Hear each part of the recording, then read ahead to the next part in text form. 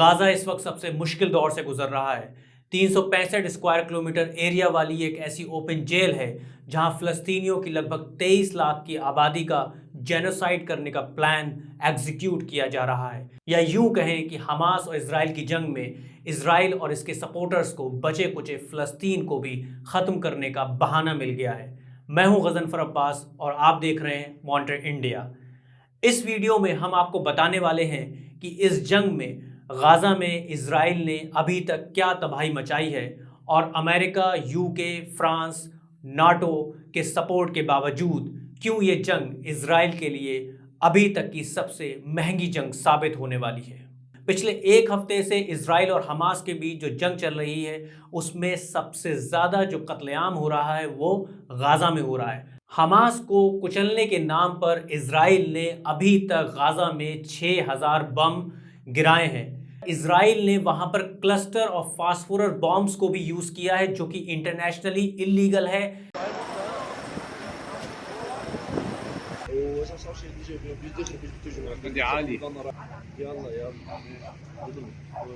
इस जंग में इजराइल की तरफ से जो बॉम्बिंग हो रही है गाजा पर, उसमें सबसे ज्यादा स्कूल्स और हॉस्पिटल्स को निशाना बनाया गया है। डॉक्टर्स विदाउट बॉर्डर्स का कहना है कि जितने भी लोग अभी तक गाजा में मारे गए हैं, जितने फ़लस्तीनी अभी तक गाजा में मारे गए हैं, उसमें सबसे ज़्यादा तादाद बच्चों की है जो कि हॉस्पिटल में हैं और ज़िंदगी और मौत के बीच जूझ रहे हैं। गाजा की हेल्थ मिनिस्ट्री ने कहा कि इस वक्त वहाँ पे बहुत क्रिटिकल सिचुएशन बनी हुई है। रिपोर्टर्स विदाउट बॉर्डर की रिपोर्ट के मुताबिक पिछले एक हफ्ते में 2300 फ़लस्तीनियों की जान गाज़ा और वेस्ट बैंक में गई है, जिसमें आधे से ज़्यादा बच्चे और औरतें हैं। और अगर ज़ख्मी फ़लस्तीनियों की बात की जाए ये तकरीबन 9000 लोग हो जाते हैं। तो वहीं इजराइल में लगभग 1300 लोगों की मौतें हुई हैं और लगभग 3500 लोग ज़ख्मी हुए हैं। जानी नुकसान के अलावा गाज़ा में 4,23,000 लोग इंटरनेशनली डिस्प्लेस्ड हो चुके हैं। लाखों लोग यूनाइटेड नेशंस के शेल्टर्स में हैं और लाखों लोगों को राशन नसीब नहीं हो रहा। 5 में से 3 वाटर प्लांट्स काम नहीं कर रहे। 23,000 रेजिडेंशियल यूनिट्स को तबाह किया जा चुका है। 90 स्कूल और एजुकेशन सेंटर्स को बम्बार्डिंग में तबाह कर दिया गया। 19 हॉस्पिटल्स, 70 इंडस्ट्रीज और 49 मीडिया ऑफिस के साथ साथ 18 मस्जिदों को गिरा दिया गया है। ऐसे में गाज़ा में फंसे फ़लस्तीनियों के लिए एक ही रास्ता है कि वो बॉर्डर जो राफा बॉर्डर है इजिप्ट से सटा हुआ, वहाँ से जाकर कहीं शेल्टर लें। लेकिन वहाँ पर लगातार उस बॉर्डर पर, राफा बॉर्डर पर इजराइल की तरफ से बॉम्बिंग हो रही है और एक दूसरी तरफ इजराइल ने सभी फ़लस्तीनियों को गाज़ा को खाली करने को भी बोला है। यानी ये एक तरीके के जेनोसाइड करने की पूरी कोशिश है कि ना तो उन्हें इजिप्ट में दाखिल होने दिया जाए और ना ही उन्हें गाज़ा में रहने दिया जाए। इसी बीच इजरायली मीडिया की तरफ से खबर आ रही है कि इजरायली आर्मी गाज़ा में एंटर कर रही है। हालांकि अभी वेरीफाइड न्यूज़ नहीं है क्योंकि हमास ने गाज़ा के आगे का काफ़ी एरिया घेरा हुआ है जहां पर कई टाउन्स में इजराइल और हमास के बीच लड़ाई चल रही है।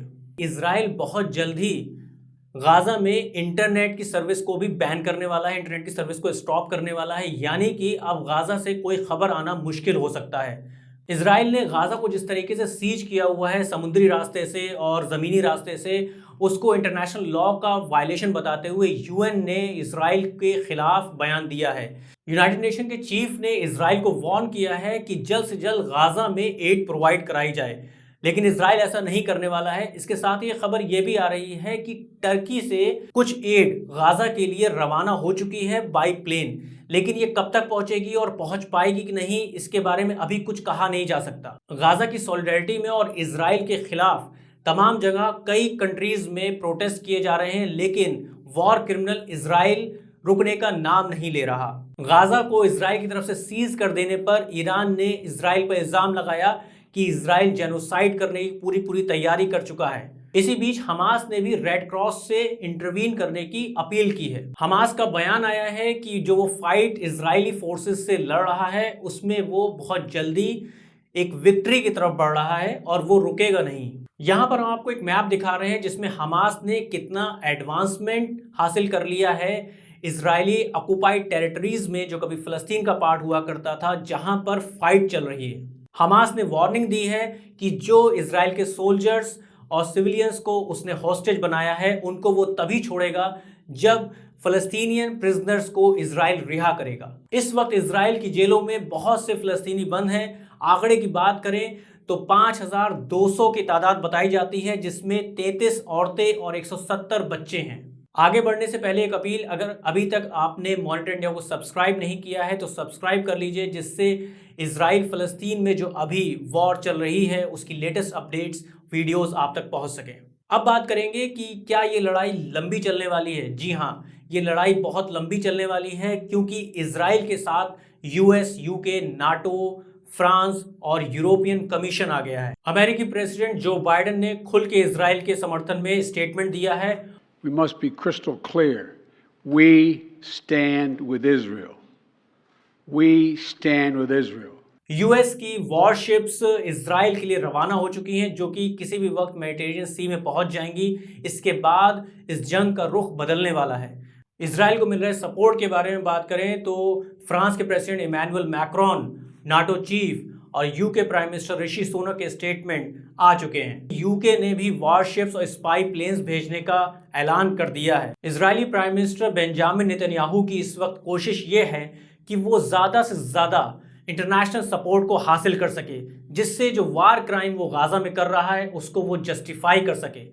इसी कड़ी में उसने यूरोपियन कमीशन को भी अपने साथ ले लिया है। यूरोपियन कमीशन के प्रेसिडेंट वॉन डेर लेन ने इजराइल के सपोर्ट में बयान दिया और कहा कि इजराइल में होलोकॉस्ट चल रहा है, जबकि ये खुली खुली हिपोक्रेसी है कि गाजा में कहीं ज़्यादा लोग मारे गए हैं, कहीं ज़्यादा लोग जख्मी हैं। खुला खुला वॉर क्राइम को सपोर्ट किया जा रहा है। This is the most heinous assault against Jews since the Holocaust. We thought this could never happen again, yet it did. In the face of this unspeakable tragedy, there's only one possible response. Europe stands with Israel.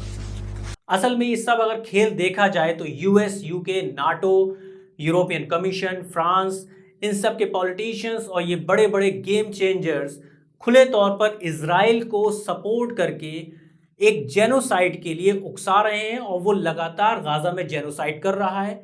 Israel को जो इन so called global power से support मिल रहा है उसको counter करने के लिए Iran, Hezbollah और लेबनान एक साथ आ गए हैं, और एनालिस्ट का मानना है कि ये साथ आना गेम चेंजर साबित होगा और इजराइल को बहुत भारी पड़ेगा। लगातार रिपोर्ट्स आ रही हैं कि हिजबुल्ला और इजराइल के बीच लेबनान बॉर्डर पे क्लैशेस चल रहे हैं और दोनों तरफ रॉकेट से हमला हो रहा है। अब हम आपको एक वीडियो दिखाते हैं जिसमें आप देख सकते हैं कि इजराइल ने कैसे सदर्न लेबनान के टाउन्स में बॉम्बार्डिंग करी।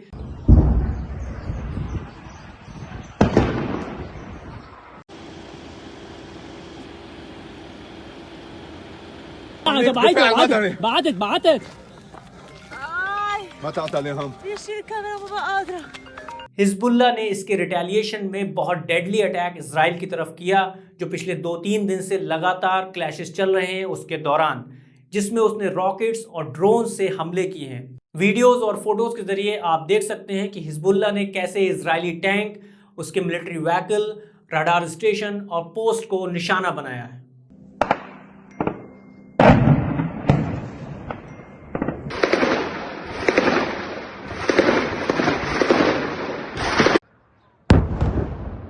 अल्लाहु अकबर। इराक में जो हिजबुल्ला ग्रुप है उसने भी अमेरिका को वार्निंग दी है कि अगर अमेरिका के वॉरशिप इजराइल में दाखिल हुए तो फिर वो अगला कदम उठाएंगे। वहीं दूसरी तरफ अल-कुद्स ब्रिगेड्स के military spokes person Abu Hamza ने अपना स्टेटमेंट जारी किया है और इजराइल को वार्निंग दी है कि अगर फ़लस्तीनियन टेरिटरीज़ को इजराइल ने खाली नहीं किया और गाज़ा में अपना कत्लेआम नहीं रोका तो इजराइल को कई फ्रंट्स पे लड़ाई लड़नी पड़ेगी। यमन के हूथी ग्रुप के लीडर अंसारुल्लाह ने भी बयान जारी करके कहा है कि उसके हज़ारों फाइटर्स गाज़ा के लिए इजराइल के खिलाफ फाइट करने के लिए तैयार हैं। सीरिया के प्रेसिडेंट बशर अल असद ने भी अरब वर्ल्ड को कॉल दिया है कि फ़लस्तीनियों के डिफेंस में वो आगे आए। ईरानियन प्रेसिडेंट इब्राहिम रईसी और बशर अल असद के बीच लगातार मीटिंग हुई है, जिसमें फ़लस्तीन के लिए क्या कदम उठाना है इस पर बातचीत चल रही है। वहीं इजरायली सोर्सेज से खबर आ रही है जो कि बता रहा है कि इजराइल को किस कदर डर है। इजराइल ने एक स्टेटमेंट जारी करके कहा है कि तकरीबन 60 से ज़्यादा ईरानियन सपोर्टेड ग्रुप्स इजराइल के खिलाफ जंग करने को तैयार हैं, जिसमें उसने हिजबुल्ला का नाम लिया है, सारा अल कुद्स, अल शाब हक और कुछ और ग्रुप्स का नाम लिया है।